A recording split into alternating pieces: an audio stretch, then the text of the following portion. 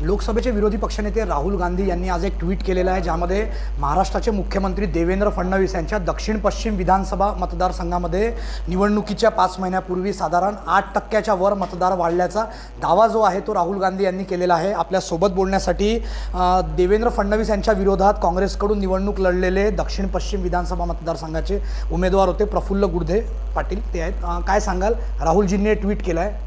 बघा, हे जे लोकसभा निवडणूक आणि विधानसभा निवडणुकीच्या दरम्यान एकंदर 6 महिन्याच्या कालखंडामध्ये 33,712 मतदारांची नव्यानं नोंदणी झालेली आहे। ही नव्यानं नोंदणी करण्याची जी प्रक्रिया आहे, ज्यामध्ये BLO रिपोर्ट अत्यंत महत्त्वाचा आहे। जो बूथ लेवल ऑफिसर आहे त्या BLOला प्रत्यक्ष होम व्हिजिट केल्यानंतर, हाऊस व्हिजिट केल्यानंतर त्याचं डेट आणि टायमिंग याची नोंद फॉर्म 6 मध्ये करणं मॅन्डेटरी आहे, मस्ट आहे। आणि ते न करता सरसकट यांनी मोठ्या प्रमाणामध्ये मतदार नोंदणी केलेली आहे। मी तुम्हाला पुराव्यादाखल दाखवतो की एकाच मोबाईल नंबरवर 100पेक्षा अधिक मतदारांची नोंदणी झालेली आहे। एकेका मोबाईलवरून 50, 60, 70, 100, 150 मतदाराची नोंदणी केल्या जाते। यावरून मोठ्या प्रमाणामध्ये या मतदार वाढीमध्ये घोळ झालेला आहे। फेक वोटर्स या ठिकाणी अंतर्भूत केलेले आहे असा थेट संशय पण येतो आणि आमचा आरोप पण आहे। याचे हे पुरावे आहेत। कुठेतरी काही ठिकाणी राहुल गांधींनी जे ट्विट केलं आहे त्याच्यात म्हटलं आहे की काही बूथवर 20 ते 50% सर्चसुद्धा त्या ठिकाणी दिसतो आहे। तर काय सांगाल, कारण तुम्ही स्वतः उमेदवार होता? हां, आम्ही निवडणूक निकालानंतर निवडणूक निकाल आणि जमिनी वास्तविकता यामध्ये तफावत आढळलेली आहे। जमिनी वास्तविकता वेगळी होती। ह्या मतदारसंघामध्ये मोठ्या प्रमाणात जनसमर्थन मला प्राप्त झालं होतं। मोठ्या जाहीर सभा होत होत्या, लोकांचा आशीर्वाद होता आणि लोकांनी या दबाव तंत्राला झुकारून मोठ्या प्रमाणात मतदान केलं होतं। आणि मात्र प्रत्यक्ष निकाल मात्र त्याच्यापेक्षा वेगळा लागला। लोकसभेच्या तुलनेमध्ये 10,000 मताची वाढ काँग्रेसच्या मतदानामध्ये झाली। जर विरोधी वातावरण असतं तर लोकसभेच्या तुलनेमध्ये ती वाढ झाली नसती। एक साधारणतः 10,000 मतं लोकसभेच्या तुलनेमध्ये विधानसभेमध्ये काँग्रेस पक्षाचा उमेदवार म्हणून काँग्रेस पक्षाला अधिकची झालेली आहे। असं असताना मोठ्या प्रमाणामध्ये भारतीय जनता पक्षाने ज्या पद्धतीचं बोगस मतदारांची नोंदणी केली, फॉर्म 17A ची आम्ही मागणी करतो आहे। फॉर्म 17A म्हणजे ज्या मतदानाच्या दिवशी मतदानासाठी गेलेल्या मतदाराला त्या नोंदवहीमध्ये स्वाक्षरी करावी लागते, त्याचा आयडेंटिटी कार्ड नंबर लिहावा लागतो। ती नोंदवहीची मागणी आम्ही सातत्यानं करतो। इलेक्शन कमिशन ती दडवून ठेवते, माहिती ती देत नाही।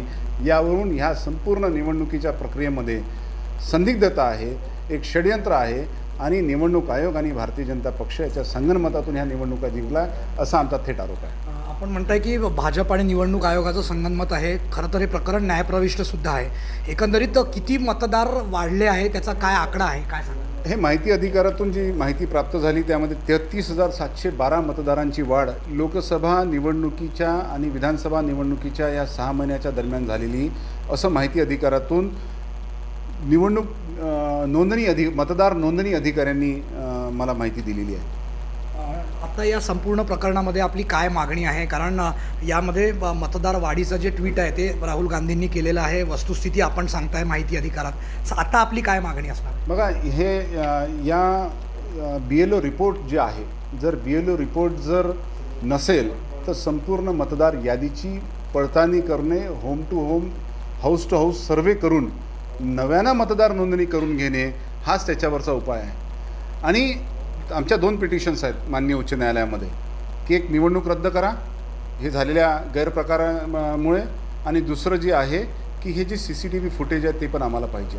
फॉर्म 17A पाहिजे आहे। जर ही निवडणूक जर पारदर्शी आहे, फ्री अँड फेअर जर झालेली असेल तर ह्या संपूर्ण माहिती निवडणूक आयोगाने दिली असती। मात्र यामध्ये कुठं ना कुठं गडबडी झालेली आहे, म्हणून ही माहिती लपवण्याचा, दडवण्याचं काम निवडणूक आयोग करते असा आमचा आरोप आहे। एक शेवटचा प्रश्न, आपण ती लिस्ट दाखवली की एकेका नंबरवरून 100 नोंदण्या झालेल्या आहेत, तर नेमकं कसं काय हे शक्य झालं? हे बघा ना, हे मी दिलेलं आहे पुरावे, त्यांनी पडताळणी करून सांगावे की ह्या मोबाईल नंबरवरून कोणाचं नाव दिलेलं आहे। हे सगळं आपल्या पुढं आहे, हे आम्ही शोधून काढलेलं आहे की एकाच मोबाईल नंबरवरून 100